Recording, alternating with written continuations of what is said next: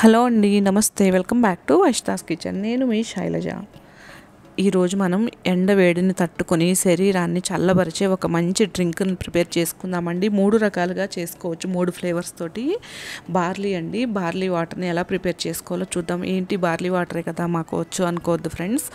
Barley water అంటే ఇష్టం లేని వారికి, తాగని పిల్లల కోసం 3 రకాలుగా నేను ఎలా ప్రిపేర్ చేసుకోవాలో చూపిస్తానండి. ముందుగా బార్లీ వాటర్ అంటే అందరూ బార్లీని నానబెట్టుకొని ఉడికించుకుంటారు. అలా కాకుండా పచ్చివి కాకుండా ఈ విధంగా నేను 200 గ్రాముల బార్లీ తీసుకొని స్టవ్ మీద ప్యాన్ పెట్టుకొని వీటిని రోస్ట్ చేసుకుంటున్నానండి. డ్రై రోస్ట్ చేసుకోవాలి. ఒక 5 నిమిషాల పాటు ఈ విధంగా వేయించుకున్న తర్వాత ఇందులో బార్లీలోంచి ఒక రకమైన ఉడికినప్పుడు పచ్చివి ఉడికించుకుంటే అదొక రకమైన స్మెల్ వస్తుందండి. అది చాలామందికి ఇష్టం ఉండదు.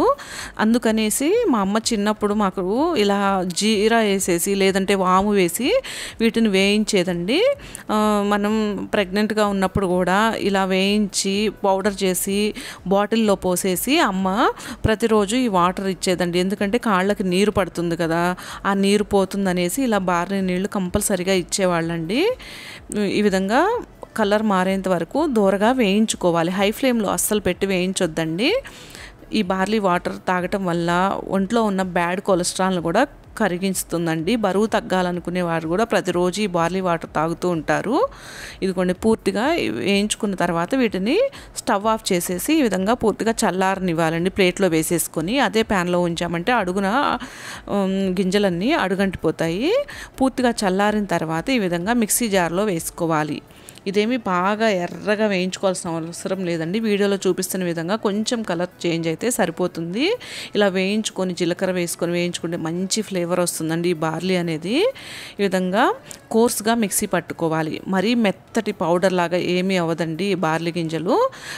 ఎప్పుడు కూడా అమ్మ చిన్నప్పుడు ఇలాగే కోర్స్గా మిక్సీ పట్టేది. నాకు కూడా అలాగే అలవాటండి. మా ఇంట్లో కూడా పిల్లలకి జ్వరం వచ్చినా, ఇంట్లో ఎవరికైనా ఒంట్లో బాగాలేకపోయినా కూడా కంపల్సరిగా నేను ఈ బార్లీ వాటర్ అనేది కాస్తానండి.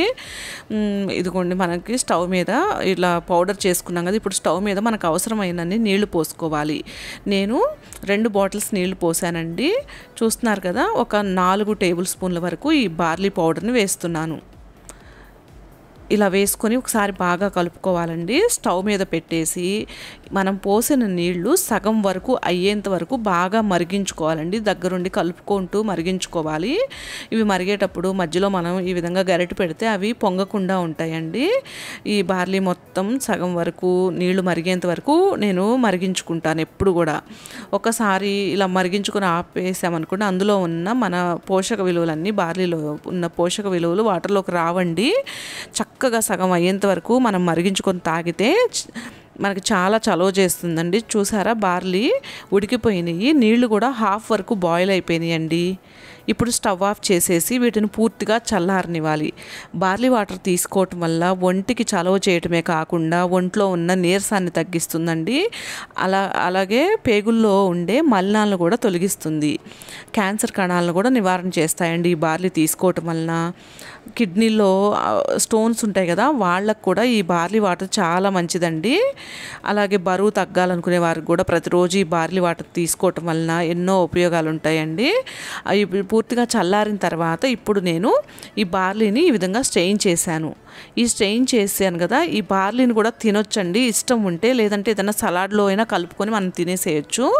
ఇలా స్ట్రెయిన్ చేసుకున్న తర్వాత నేను ముందుగానే సబ్జా గింజల్ని నానబెట్టుకుంటానండి. వేసవికాలంలో ప్రతిరోజు కూడా మజ్జిగలోనో ఏదో ఒక విధంగా తీసుకుంటాము, షర్బత్లోనో కలుపుతూ ఉంటాను. ఇలా నానబెట్టుకున్న సబ్జా గింజల్ని వేసేసుకొని గ్లాస్లో, ఇప్పుడు చూడండి 3 ఫ్లేవర్స్ కలుపుతున్నానని చెప్పాను కదా. ఒకటి ఏంటంటే, ఇష్టం ఉన్నవాళ్ళు ఉప్పు కానీ ఏమి వేసుకోకుండా ఈ సబ్జా గింజలు వేసుకొని మనం బాయిల్ చేసుకున్న బార్లీని ఈ విధంగా కలిపేసుకొని తాగేస్తారండి.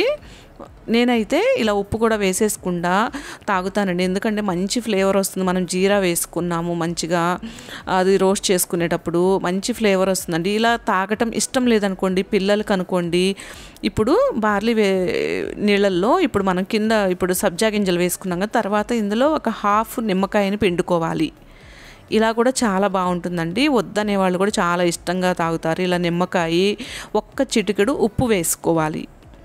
ఒక చిటికెడు ఉప్పు కూడా వేసేసుకొని మనం ఇందులో ఇప్పుడు బార్లీ వాటర్ వేసుకొని పిల్లలకి ఇస్తే వద్దు అనకుండా కంపల్సరీగా తాగుతారండి. ఒక పుదీనా ఆకుని తీసుకొని నేను ఈ విధంగా క్రష్ చేసుకొని యాడ్ చేశాను.